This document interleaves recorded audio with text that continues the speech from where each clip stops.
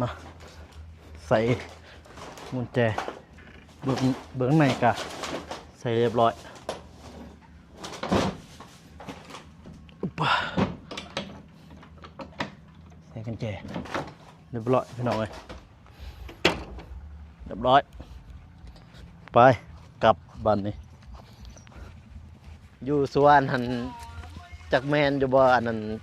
เขาสิลักงัดน้ำหมึกจับพวกคอยไปอันตอกเบิงเห็นน้ำหมึกจับมันขาดเป็นห้อยขาดเลยโอ๊ตจะว่าล็อกเบิ้ลหรือเปล่าล็อกเบิดแล้วจักเม็ดคุณจักเม็ดเอื้อนนี่อะไรมันก็4 6 10มัน11ทั้งหลังนี่ก็ประมาณ10ทั้งหลังก็ประมาณ10มัน11 คูณ 12หรือว่าคูณ 10นี่มั้งบ่มันมีห้องละ3 เมตรปลายห้องละ4 เมตรดอกบ่ทันหมากแต่ว่าดอกแล้วแต่ว่ากาแฟนี่เป็นเฟที่ว่าบ่เตียงเพิ่นสิปลูกเนาะพี่น้องเนาะแบบนี้คือกันเด้นี่แบบนี้แหละที่ว่าเบาเตียงเพิ่นสิปลูกอยู่สวนเพิ่นหั่นเนาะพี่น้องนี่เด้กกเตี้ยแต่ว่ากิ่งก้านนี่ยาวพี่น้องนี่งานี่ยาวเห็นบ่มื้ออื่นจึงสิมาใหม่พี่น้องเนาะถ้าเบาเมฆเพิ่นโทรมาจึงสิไปเบิ่งอยู่สวนเบาเตียงนั้นทางบ่เมฆเพิ่นว่าสิมอบเวียกแน่พี่น้องเอ้ยมอบเวียกอยู่หั่นแน่อยู่หม่องที่สวนนั่นให้เบาโกเบิ่งนำ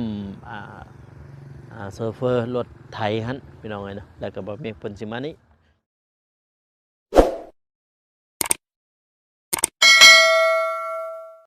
มาใส่กุญแจเบื้องในกะใส่เรียบร้อยอุ๊บใส่กุญแจเรียบร้อยพี่น้องเลยไปอยากนำทอนกับพะเล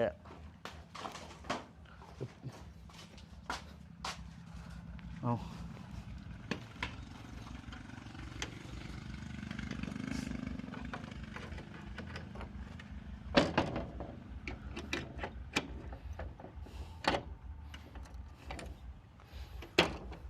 เรียบร้อยไปกลับบ้านนี้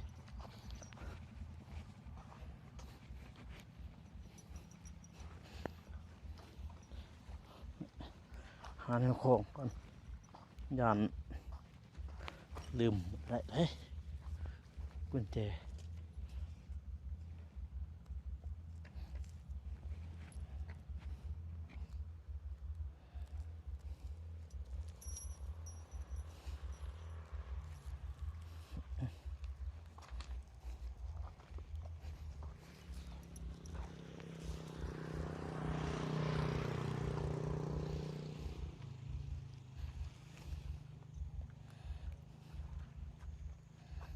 จักตัวนึง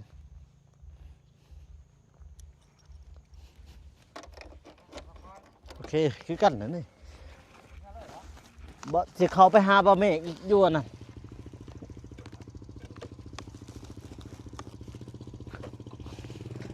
เขาไปหาบ่เมฆอยู่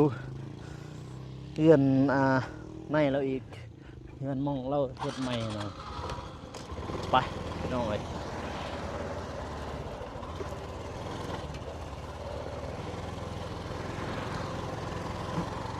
สาวเหยียด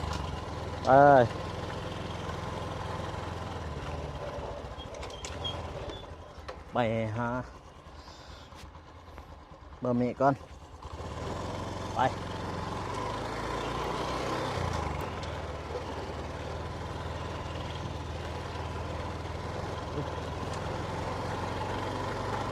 อ้าว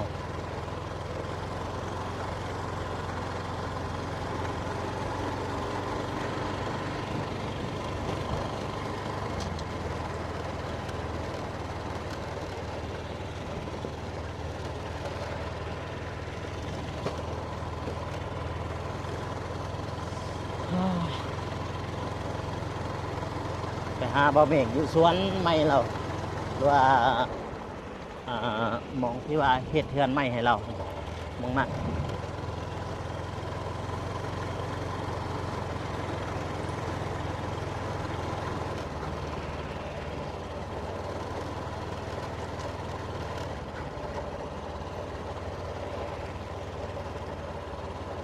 พอไปส่งกระแจให้บ่าวเมฆแน่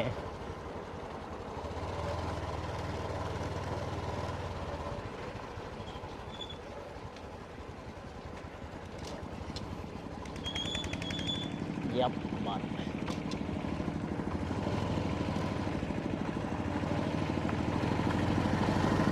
แล้วก็ดื้อไป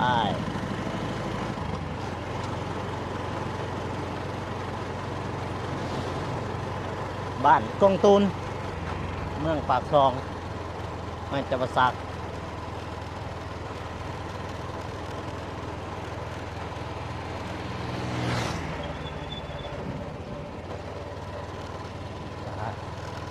พราะว่าบ่เมฆเราเบิ่งเฮือนเราอยู่หันพี่น้องเลยพอเวียดเฮ็ดตัดหลังคาเวียดตัดหลังคาอยู่เฮือนใหม่เราพี่น้องเราเลยให้บาโกไม่น่าอยู่เฮือนเพราะว่าอยู่บอนยินบ่เตียงพี่น้อง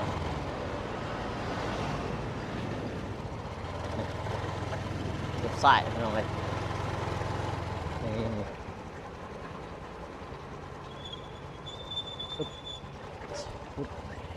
่นี่ก่อนไฟใหม่พี่น้องเอ้ยเดี๋ยวนี้พวกมันเฮ็ดใหม่แล้วนี่เด้นี่เฮือนไฟใหม่พวกมันเฮ็ดใหม่เลยเฮ็ดใหม่โอ้ยจักก็สิตกเพื่อนที่ว่าไฟใหม่ในตอนนั้นที่ว่าบอโกถ่ายมันเฮ็ดใหม่แล้วโอ้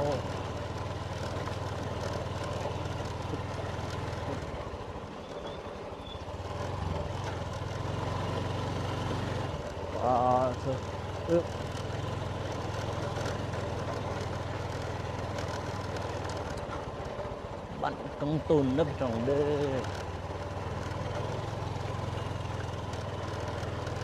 น่าจะได้500 เมตรแต่เส้นทางเลยไปหาดินบะเมียงพูดดิน่าจะแม่นบนรถมันได้จอดแต่ละ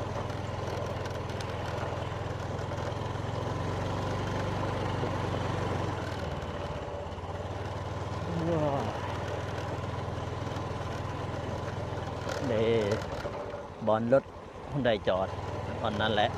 เพื่อนบะเมียที่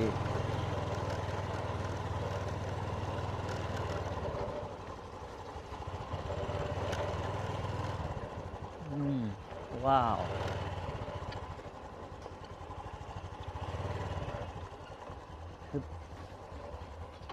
มาน้องเอ้ยบัดนี้กาหอดเฮือนใหม่แต่ว่ามองที่ว่าเพิ่นเฮ็ดเฮือนให้บ่แม่มองที่เขาเจ้าเฮ็ดสบายดีหน่อยสบายดีหน่อยสบายดีสบายดีพาลุงอ่ะสบายดีเหรอ สบายดีไปมาเลยเอามือเลยมานี่คอยสิจับเจ้าเมื่อไปบ่มันอยู่น้ำข่อยไปบ่คันจะไปอยู่น้ำข่อยนึงคอยซื้อนะขนมข้าวต้มอีหยังจะอยากจะได้รถอันนั้นบ่ตอกคันบ่รถจกคอยซื้อให้ไปบ่คอยแต่ยอดตัวสีเขียวรถหยังยอดตัวสีเขียวรถสีเขียวกับตัวชมพูนะกับตัวชมพูนะนึกได้บ่ไปอยู่น้ำข่อยเด้อเดี๋ยวคอยซื้อให้เห็นบ่โอเคบ่จูคอยมันจูไม่คอยที่ดูนี่ที่แม่เด้อบ่เขาบ่ให้ดอกเอื้อนแม่เจ้าแล้วมาอยู่น้ำข่อยไม่ใช่เจ้าไปอยู่น้ำข่อยไปบ่ไปยังคอยนี่บ่เขาบ่ไปนะเฮือนเจ้าค่อยสิเอาเจ้านี่ไปอยู่เฮือนข่อยไปบ่คันเจ้าอยากได้รถหยังเขาสิซื้อให้จูมันน่าคอยติดบดบ่เขาบ่ให้ที่บ้านใหม่ ทางเพิ่นหาเฮ็ดมื้อนี้พี่น้องเอ้ย จับ กำลังโอ้ย จับ พุ่นไปพุ่นลินอยู่ในพุ่นไปลินอยู่ในพุ่นลินอยู่ในพุ่นไป เราเฮ็ดเดียดด้อ ค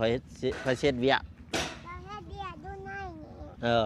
เราขอ เจ้า ไปในนี่ เจ้าอยู่ในนี่ ด้อ มีปลาดอกแล้วเนาะ น้ำมันมันถูกมัน น้ำหมอกมันถึก น้ำมันถูก เออ มันเด้น้ำมันถูก น้ำหมอกมันถึกโอ้กลางเตี้ยบ่กะติหมอบ่สบายดีเด้อ สบายดีเด้อ เออ บักโกมายาม จักโมงใครเริ่มแต่จักโมงมื้อนี้บ่ มื้อนี้นะประมาณเที่ยง โอ้ เพิ่นเอาเหล็กเอาหยังมา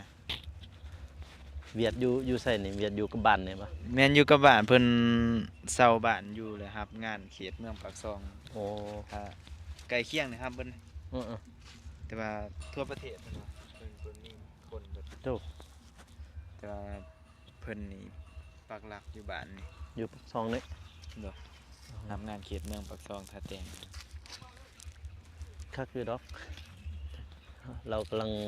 เริ่มมื้อนี้พี่น้องเอ้ยตัวนี้บ่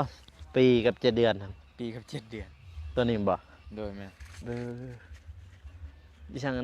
นำมาดานบ่หั่นนี่แม่นบ่ นำบ่ได้ คือเจาะเลย เจาะเลยดิเพราะว่าเฮ็ดเฮือนนี่แหละมันบ่มีน้ำ โอ้นี่เราต้องได้ เอาอย่าเฮ็ดกับพี่มันสิหัก ต้องได้เจาะน้ำก่อนละ บ่ได้เดี๋ยวนี้ จะเฮ็ดจะน้อย เจ้าไปอยู่น้ำข่อยเด้อแม่นบ่ ไปบ่ไปอยู่น้ำเบากู ไปบ่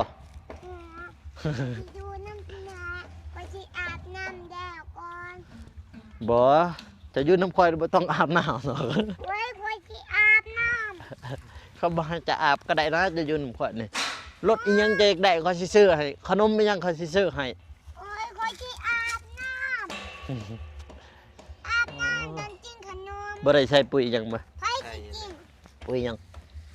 ใส่ยูเรียกับกามงกุฎ เออ แต่ว่ามันใส่ปุ๋ยหมากมัน ปุ๋ยหมาก เพราะว่า แต่ เริ่ม ปีกายนี่ได้เก็บบ่ ปีกายบ่ได้เก็บแล้วปลูกปีแรกเป็น2-3หมาก อ๋อว่าปีนี้นี่ ปีนี้เยือนเป็น อันนั้นตีถ้ามีไฟมันจะหดมันเขาว่าสิคักอยู่สิอันนั้นดอกมัน บ่มีคนหดตะกี้เฮาก็บ่ได้อยู่เลยอ อ่ะ ย่าเฮ็ด แต่ว่าจะบ่จะสัตว์อันนี้โทรศัพท์แต่พอจะไปใช่บ่เบิ่งขอยสิ ไปปวด ขอยสิจับเจ้าเมื่อมื้อนี้เลย บ่จับ จับนั่นแหละ บ่เดี๋ยวจิจี้จัง เบิ่งข้างในไปเข้าได้บ่แต่อยู่นี่แหละเจ้าฮะโอ้ยเส้นทางนี่บ่ได้ถือโดรนมาคันถือโดรนมาบิน บินเบิ่ง บินเบิ่งอยู่สวนหันจักแมนอยู่บ่อันนั้นเขาสิลักงัดน้ำมักจับผู้คอยไปงิอันตอกเบิ่งเห็นน้ำมักจับมันขาด เป็นห้อยขาดเลย เออโอ๊ต แต่ว่าล็อกเบิ่แล้วบ่ เราเบิดแล้วเราเบิดตามที่เขายั่งครับแต่ว่าไอ้แดงเราว่าเมื่อวานเนี่ยตัวเองลุกมาแล้วก็มาเยืองเห็นอยู่รักเขาเยืองคนน่ะทำภาคเบื้องเทิงนั่นแหละภาคเบื้องสวนเบื้องนั่นแหละ เรื่องนั้นไม่เขียน เออก็สวนปากเฟได้เบิ่งมาครับมีแต่ปากกาแฟเห็นน้ำมันจับขาดเส้นหนึ่งนะ สมัยบ่ ตัวใหม่เห็นแล้วว่าจะเอาตัวเก่าเจ้ามันก็เอาตัวใหม่เลยอู้ จะเขียนแล้ว โยมแล้วเนาะเจอแบบนี้ แต่ว่าอีกอย่างผลกับว่าอันนั้นที่ช่างมาผู้หนึงอีกก็ว่ารถไถตั้มเหรอจากรถไถแต่ไปเห็นเหล็กตะปูนคือมันงะออกตะปู เดี๋ยวสิ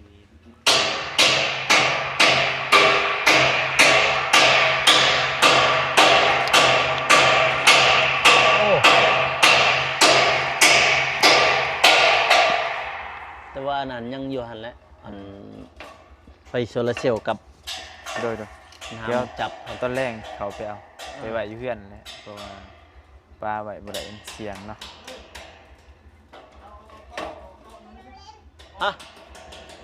ต่อไฟบ่ยังแล้ววะ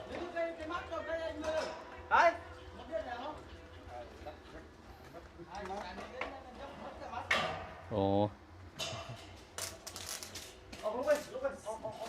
เอาไปไปหุ่น ไปหาพ่อเฒ่าไป ไป ไปหาพ่อเฒ่า ไปหาพ่อเฒ่า แต่เรามีรถสเล้งเอารถสเล้งมาพอดีเบิดบาทเดียว อ้ายยังบ่อันนี้อยู่ยังบ่ว่าง อ๋อรถสเล้งแกรถพอยังน้ำมักจับหัวเกาะอย่างนั้น สิเอามื่อไว้ก่อนแล้ว ไฟโซลาร์เซลล์ก็เลือกกับบ่มีหยังในอยู่ในหัน นะ มีแต่จกสีเสียมกับเหล็กสเล้งเหล็กงัดเท่านั้นอยู่ในหันยังปะอยู่ในหันมัน เอาซาเล้งไปใส่เมื่อไว้กระสันโอ้บ่ได้ละ โอ้ยบ่ได้แล้ว งัดกระเบื้องเขา แต่ว่าประตูทางหน้ากะเบิ่งขึ้นแมนทางหน้าประตูทางหน้าหันเด้ เสร็จล็อกใน ล็อกในหันมันบ่แน่นเบื้องดุมคือล็อกจังซี่เนาะตัวหนึงอัดมานี่แล้วก็ตัวหนึงอัดมานี่ถ้าเบื้องนี้ล็อกเบื้องอยู่เทิงตัวนี้ล็อกแม่นพับเบื้องนี้ตัวนี้สิบ่แน่นมันสิบ่แน่นเพราะว่าเขาเจาะเด้เขาเจาะอยู่พื้นเด้ มื้อห มัน น้า แตก มื้อหน้าให้เราใส่คอ ใส่อยู่ในนี่เนี่ยบนกลางนี่เนี่ยเพราะว่าให้เขาดึง ใส่ล็อกเพิ่มเนาะ มันเป็นล็อกเพิ่ม ล็อกขางเพิ่ม จะได้อันนี้เลยหนาวจับเกือบหายกันย้อนนอนได้หันไหมกันย้อนนอนเลยไปออกนอกเลยไปบุ่มเสียงนี่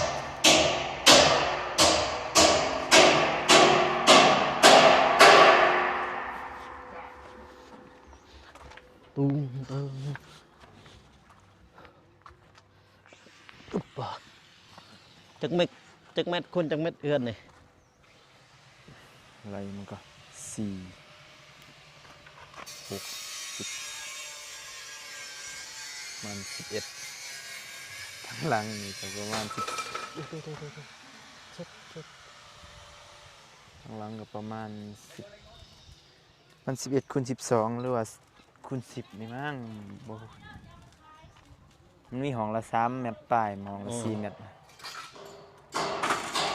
จักรยานเลยจักรยานแต่มัน ไหลผ่านมาเนาะ เห็ดคือรถไอ้เปิมมันเนาะไอ้เปิมเหรอไอ้เปิมตัวคักเยอะเลยเห็ดเปิม เฉพาะใส่แกเลยเนาะ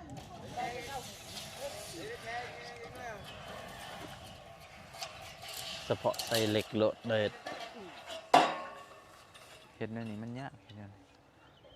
มันเสี่ยง อร่อย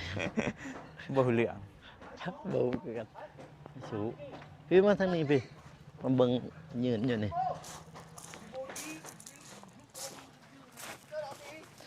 โอ้ยปีนี้สิบ่ได้เก็บบ่หมากหนึ่งซะปีกายกระดอกจังสิบ่เห็นบ่ มีกายช้ำเลย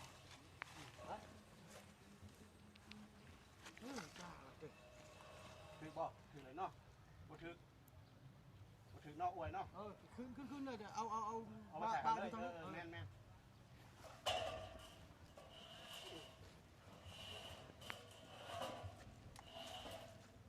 เอาบ่อีกเส้นหนึ่งเนาะเอามาใส่ตัวนี้เอา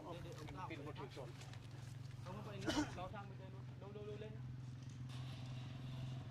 ถึงเมื่อได้ปล่อยไอ้แดงสิมาหรือว่าให้เขาอันนี้แล้วก่อนบ่ แม่นให้แล้วก่อนให้ฟอนแล้วจับเจือก่อนเพราะว่ามันยากอะนะ เราก็พอดีทิศจะได้อยู่นี่มื้อนี้วันเสาร์เนาะเอามาวันอาทิตย์ พอดี6 มื้อนี่ เกือบทิศหนึงแต่ว่า เกือบทิศ พื้น ยังอี ที่ กมื้อหนึ่ง เฮามันบ่พร้อมมันนะก็เรียกว่าบ่แล้วแต่ก็เราก็บ่ได้ว่างดอก อืม เฮ็ดรายให้เราเฮ็ดรายงานอยู่แต่ว่ากกไม้ตัดแล้วบ่ ตัดเลย เรียบร้อยแล้วเนาะ กูไม่ตัดอยู่ เรื่อง ไปบ่ไปอยู่ทางข่อยอัน โบ ไปนะฮะ บอ จะบ่ไปบ่ บอ อยู่น้ำไผ โดนน้ำมีแม่ อยู่รถเถอะนะ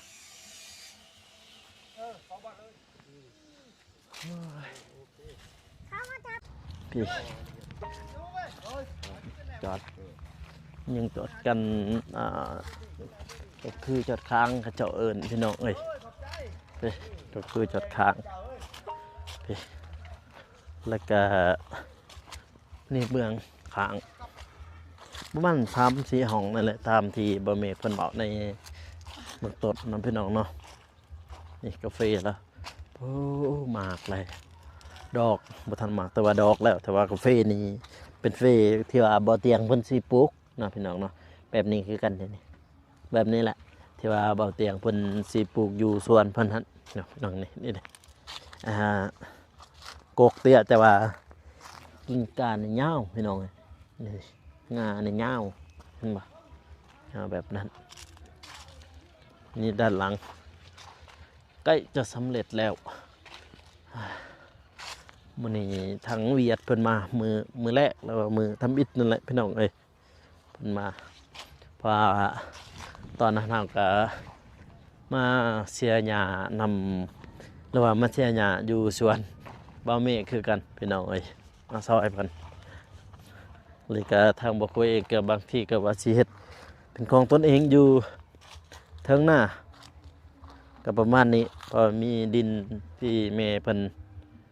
ให้ซ้ำนี่แหละแต่ว่าบ่ทันฮู้ว่าสิปลูกกาแฟหยังถ้ามีเบี้ยก็สิปลูกกาแฟแบบทางบ่อเตียงเนี่ยเพราะว่าใบมันเนาะใบมันจะบ่หล่นเวลาเราเก็บมาเก็บหยังใบมันจะบ่หล่นพี่น้องเพราะว่ากาแฟกะติมอนธรรมดาเราเก็บมาใบมันก็จะหล่นเห็นบ่คือจังซี่ใบยังอยู่เต็มเห็นบ่เต็มใบประมาณนี้พี่น้องเนาะถ่ายให้พ่อแม่พี่น้องเพิ่นได้เบิ่งได้ชมเนาะแล้วก็ทางหมวดก็เองบางทีก็สิขอตัวลาแล้วก็สิเมื่อก่อนพี่น้องเนาะมื้ออื่นจึงสิมาใหม่พี่น้องเนาะถ้าเบาเมฆเพิ่นโทรมาจึงสิไป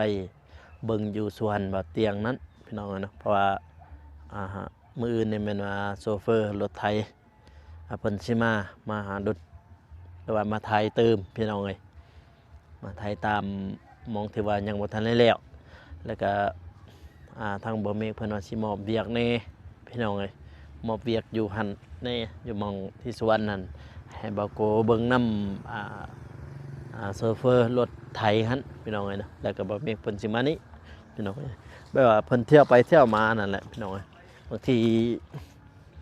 ทางบ่าวโกบ่ฮู้อีหยังบ่ถือแดนถึงหยังแล้วก็สิโทรให้บ่เมฆนี่ไปเบิ่งพี่น้องเอ้ยเบิ่งอยู่หั่นแล้วก็เราก็สิติดตามอยู่นี่แน่พี่น้องเอ้ยมันยังขึ้นถึงพุ่นเสียดายบ่ได้ถือโดรนมาพี่น้องเอ้ยคันถือโดรนมาก็สิบินบรรยากาศมุมสูงให้พ่อแม่พี่น้องเพิ่นได้เบิ่งแต่มื้อที่ว่าบ่าวกูบินโดรนในมื้อนั้นเนาะพี่น้องเนาะบ่าวกูก็มาบินคือกันอยู่สวนเพิ่นนี้พี่น้องเนาะก็บางคนก็จักสิได้เจอบ่เนาะทางบอกเองก็บินคือกันมื้อนั้นบินมาเบิ่งสวนนี้พี่น้องเอ้ยบินสวนมาเบิ่งสวนของบ่าวเมฆนั่นเองพี่น้องเนาะจากนี้จากบ้านบ่าวเมฆไปแล้วก็หาบ้านบ่าวโกประมาณ5-6 ลักนั่นแหละประมาณนั้นแหละพี่น้องเอ้ยเนาะเพิ่นบ้านกองตูนแต่ว่าบ้านบ่าวโกแม่นเนาะบ้านลีเจืองเนาะแต่ว่าเมืองเดียวกันพี่น้องเมืองเดียวกันแล้วก็มาซอยพี่น้องเอ้ยพออยู่เฮือนใกล้แต่ถ้ามิดก็เบิ่งบ่าวโกคือว่าเจ็บหัวพี่น้องเนาะเจ็บหัววินหัวเบิดตอนไปตกน้ำมักจับนั่นนะวินหัวแรงก็สิซื้อยาแหละย่านว่าใส่ให้งานหนักแล้วก็ตากแดดแน่พี่น้องเนาะเพราะว่าเมื่อวานนี้ก็ได้จมฟืนเด้ฟืนแล้วก็ตากแดดพี่น้องยันว่า วินหัวแล้วว่าบ่สบายพี่น้องเนาะตามบอกกูก็ประมาณนี้พี่น้องนี่เบิ่งเหล็กทั้งหน้ามันก็สิเอาจากสตินในเมื่อเพราะว่าเอาจากสตินมาในมื้อนั้น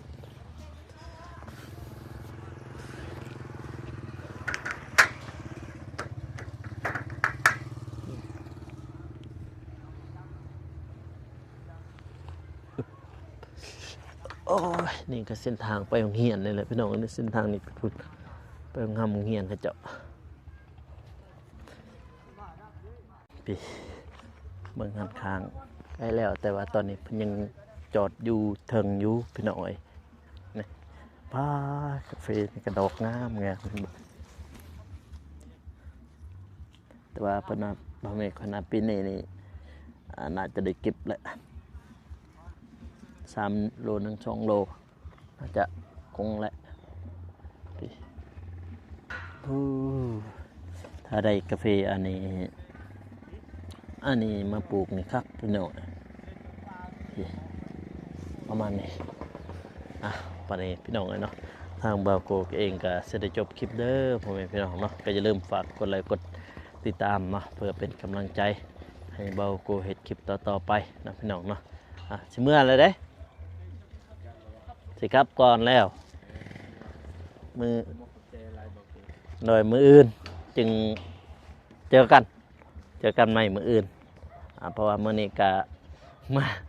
อันนั้นเน่พอเบิ่งแต่มื้อเช้าก็คือสักเครื่องมันก็เบิ่งคืออ่อนเพลียหั่นนะ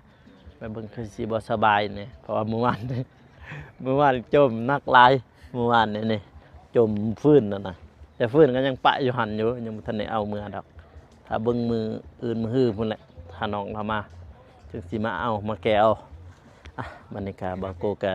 ขอตัวลาเด้อพ่อแม่พี่น้องเนาะก็อย่าลืมฝากกดไลค์กดติดตามเพื่อเป็นกำลังใจให้บาโกและก็ทีมงานครับพี่น้องเนาะเฮ็ดคลิปต่อไปเนาะพี่น้องเนาะสำหรับคลิปนี้ขอกล่าวเข้ามาสบายดีพี่น้องเอ้ยแล้วเจอกัน EP หน้าเด้อพี่น้องเด้อบ๊ายบาย